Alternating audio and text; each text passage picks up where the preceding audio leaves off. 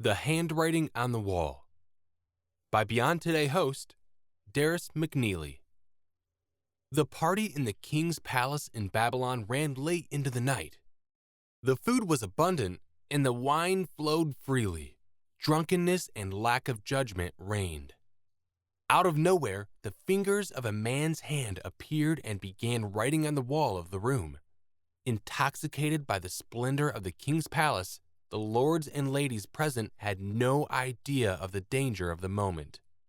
The king and all those present became so frightened they broke out in sweat and staggered at the sight of a disembodied floating hand that was writing out a coded message on the plastered wall. When finished, the words "Mene, Mene, Tekel Upharsin" stood in stark relief before the eyes of the astonished guests. What was this strange message? What did it mean for the king of Babylon? What does it mean for our world today? A world in confusion.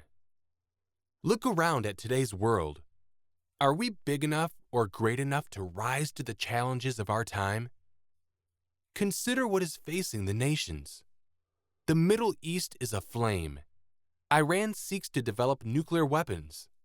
Their goal will continue in spite of a recent treaty promising that Iran's nuclear program will be exclusively peaceful and that Iran will under no circumstances seek, develop, or acquire nuclear weapons. This is the same nation whose leaders incite its people to chant "Death to Israel" and "Death to America." Its fundamentalist Shiite Muslim leadership sponsors terrorism throughout the Middle East in Syria, Iraq, and Yemen. No leader in the Middle East believes this recent agreement with Iran will lessen the tensions of the region. Clear-thinking leaders believe Iran will continue plans to develop weapons of mass destruction, and when successful, it will use them to further its apocalyptic mission. It is not a matter of if, but when. Europe is going through a very tough period. The European Union has faltered in its plan to grow an ever closer utopian union among the nations of Europe, a region that has seen so much war and strife in the last century. The goal of peace through economic and social cooperation has fallen on a critical moment with the economic instability of Greece. EU leadership will be forced to correct this flaw, if not now, then at some point in the future. We can gain great insight into what these major world events mean by understanding the story of the handwriting on the wall. Just as God was moving among the nations to rearrange the power structure 25 centuries ago, so he is moving to accomplish his purpose in history among the nations today. There is a higher spiritual purpose behind today's headlines. But are we, you and I, big enough people to rise to the challenge of the day? Are we big enough to see the handwriting on the wall of our times and listen to its meaning? We live in very serious times. We have to be able to read the handwriting on the wall, just like Daniel did on that night in Babylon so long ago. The night the lights went out in Babylon. The biblical book of Daniel is a story of kingdoms at war during one of the most crucial periods of world history. The prophet Daniel lived at a moment of great change and upheaval. He was an intelligent young Jew taken captive to Babylon during one of Nebuchadnezzar's invasions. He found himself promoted to a key role in the court of the king of Babylon, capital of the Chaldean Neo-Babylonian Empire that spread across the Middle East. Daniel spent his adult life working in the courts of power of two kingdoms, the kingdom of Babylon and later the kingdom of Persia. God gave Daniel the gift of understanding to interpret dreams and prophecies and even the strangest of sights, the handwriting of a floating hand that appeared in the banquet room of Belshazzar, the last Chaldean king of Babylon.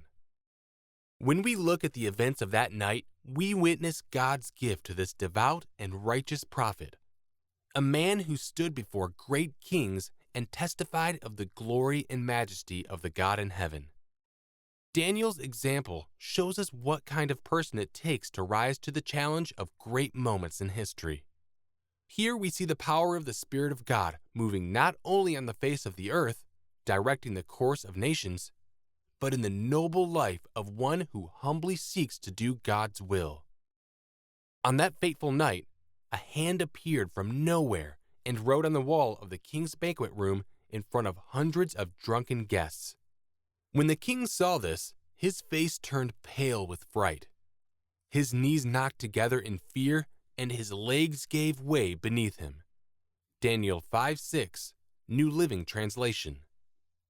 He cried out, "Whoever can read this writing and tell me what it means will be dressed in purple robes of royal honor and will have a gold chain placed around his neck. He will become the third highest ruler in the kingdom." Verse 7, New Living Translation. Third, because Belshazzar was second, co-regent with his father, Nabonidus, who was away. None of Belshazzar's trusted counselors were able to interpret the handwriting on the wall. Then in walked the queen, this being evidently either his mother, wife of Nabonidus and daughter of Nebuchadnezzar, or his grandmother, the widow of Nebuchadnezzar. She said to him, "There is a man in your kingdom who has within him the spirit of the holy gods." During Nebuchadnezzar's reign, this man was found to have insight, understanding, and wisdom like that of the gods. Your predecessor, your predecessor King Nebuchadnezzar, made him chief over all the magicians, enchanters, astrologers, and fortune-tellers of Babylon. This man Daniel has exceptional ability and is filled with divine knowledge and understanding. He can interpret dreams, explain riddles, and solve difficult problems. Call for Daniel, and he will tell you what the writing means. Verses 11 and 12, New Living Translation. Daniel interprets the vision. Daniel was called in. He was offered the great reward of honor, wealth, and status for interpreting the handwriting. What Belshazzar did not understand was that Daniel was not a man who could be flattered or influenced by these symbols of power. Daniel had stood before this king's predecessor, Nebuchadnezzar. Daniel had actually warned that prior king, a powerful and temperamental dictator, that if he did not humble himself before the God of heaven, he would become like an ignorant beast of the field, reduced to eating grass with the barest scraps of clothing on his body. This happened, and Belshazzar knew it did. But Belshazzar had not learned the lesson. Daniel told Belshazzar, "You have proudly defied the Lord of heaven and have had these cups from his temple brought before you. You and your nobles and your wives and concubines have been drinking wine from them while praising gods of silver, gold, bronze, iron, wood, and stone gods that neither see nor hear nor know anything at all. But you have not honored the God who gives you the breath of life and controls your destiny." Verse 23, New Living Translation. Belshazzar was not big enough for the challenging times of his day. That very night, the armies of his enemies captured mighty Babylon. A new empire replaced Babylon at the top of the nations. This was foretold by God through the prophet Isaiah about 150 years earlier. Daniel was at this moment announcing to the Babylonian king that the God of heaven was in charge of history and was setting a new kingdom at the head of all the others. What did the handwriting on the wall say? What should we learn from its message? And what is the message we need to take with us today? We are living in a period of great change in today's world. Nations and power structures are realigning. Weaknesses are being exposed. Cultural shifts are taking place that are shocking to many. Where is it leading, and what does it mean? An ancient message for today's world. In the night's drunken revelry, Belshazzar had ordered the gold and silver vessels once used for a holy purpose in God's temple in Jerusalem brought into the room. These cups and bowls were then used as props in a mockery and affront to God. There is a point where God determines a culture has gone too far to allow it to go on. When the hand appeared, it wrote the following words on the wall of the banquet room. Mene, mene, tekel, upharsin. Daniel turned to the king and gave the interpretation of the inscription. Mene, God has numbered your kingdom and finished it. Tekel, you have been weighed in the balances and found wanting. Peres, Peres is the singular form of upharsin. Your kingdom has been divided and given to the Medes and Persians. These words were a listing of weights and monetary units. God was numbering, weighing, and dividing out units of money in a graphic display of displeasure, and with the greatest empire of the time. Babylon, the great city and kingdom, a fierce and violent nation, had been examined by God and found unworthy of continuing. It was brought down and given to a new kingdom, that of the Medes and Persians. Why was money used here as a symbol of examination and judgment? It was appropriate. Babylon was a wealthy nation that traded across the world of its day. Wealth and money had flowed into the city, making it the center of international finance. Babylon was a city that saw money flow into it like great gushing streams of water. The prophet Jeremiah described it as a city abundant in treasure. Jeremiah 51:13. The Babylonian Empire was finished as a world power. Its influence would continue to flow through history and remains very much with us today. But in this moment, there was a change of power. Even then, the king did not understand. Belshazzar commanded Daniel be clothed with purple, the symbol of royalty, and a chain of gold be put around his neck, and to be proclaimed the third ruler in the kingdom. It was an empty gesture by a king who was completely out of touch with reality. That very night, the king was killed, and the Medo-Persian Empire took over. Babylon had been weighed and found wanting. Can we read the handwriting on the wall of our times?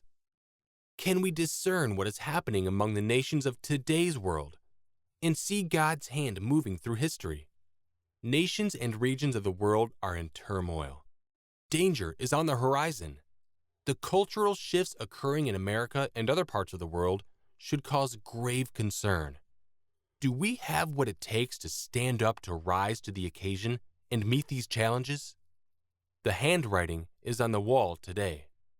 In many ways, life is pretty good for most of the Western world. Americans enjoy the highest standard of living ever known.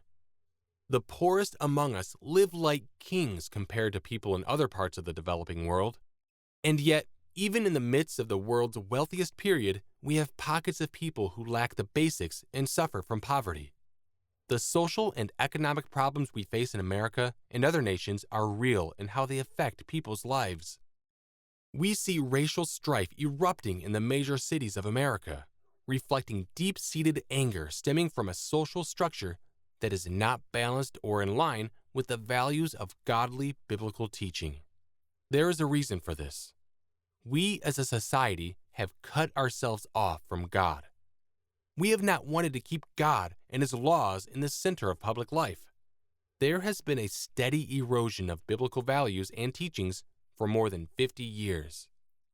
If you want to understand the reason behind the major events of recent times, the breakdown in whole segments of society, and the headlong rush into moral meltdown, look no further than 3 key events shaped by the United States Supreme Court. America's highest judicial body has issued landmark rulings in 3 areas that reflect the country's decline in the eyes of the God of heaven. In the early 1960s, the Supreme Court issued 2 rulings regarding prayer and Bible readings in public schools. In the first, the justices ruled that official prayer had no place in public education. A year later, the court declared school-sponsored Bible reading and recitation of the Lord's Prayer unconstitutional. While the decisions didn't rule for or against personal expressions of faith, they were part of a period of cultural change that continues to this day. The court ruled on a matter of great spiritual importance for a nation blessed with a unique place in the world, a place made possible by the God of heaven. Then, in 1973, the Supreme Court decided another significant landmark case, Roe v. Wade. This case legalized abortion in all 50 states. It sanctioned the taking of an unborn life, labeling murder a right guaranteed by the 14th Amendment to the Constitution. Since 1973, more than 50 million abortions have been legally performed in the United States alone. When a government does not protect its unborn child, it deserves the judgment of the God of life. That judgment is coming, and sooner than we might think.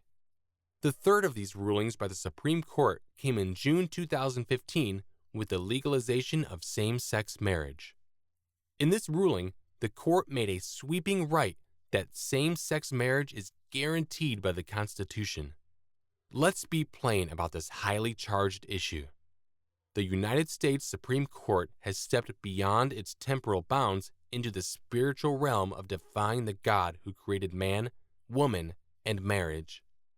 The court decreed that the divine institution of marriage as defined in the Bible as a sacred union between a man and a woman, the only biblical definition of marriage, is superseded by its human reasoning and judgment. Human law now sanctions as marriage a relationship that God never intended, in fact, one that He specifically forbids. With these rulings, America has crossed a line. We have gone from a ruling against prayer and Bible reading in public schools to sanctioning the killing of the unborn to ruling against the biblical definition of marriage. In a little more than 50 years, these decisions have taken us down a path of open public defiance of God in our most elemental parts of life. We as a people grope blindly, trying to see our way forward, not knowing that we are poor and blind and miserable and naked. And now we wait, wondering when God will act with the fire of judgment upon us. Will you read the handwriting on the wall?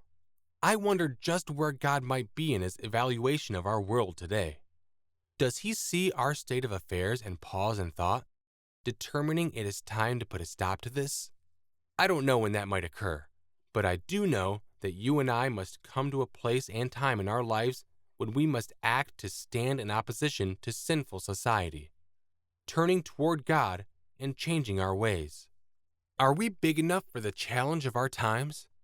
For you and me, the challenge is to turn away from this world and begin to live by the teachings of the world to come, the kingdom of God.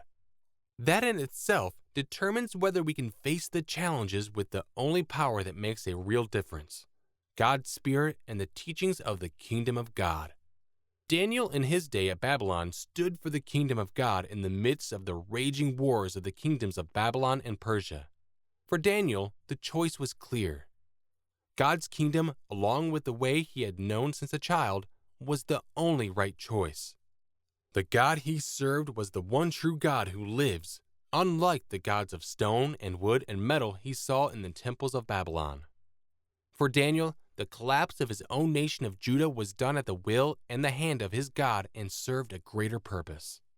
The gods of Babylon were empty and worthless, unable to hear or see, and clearly unable to prevent the demise of Babylon.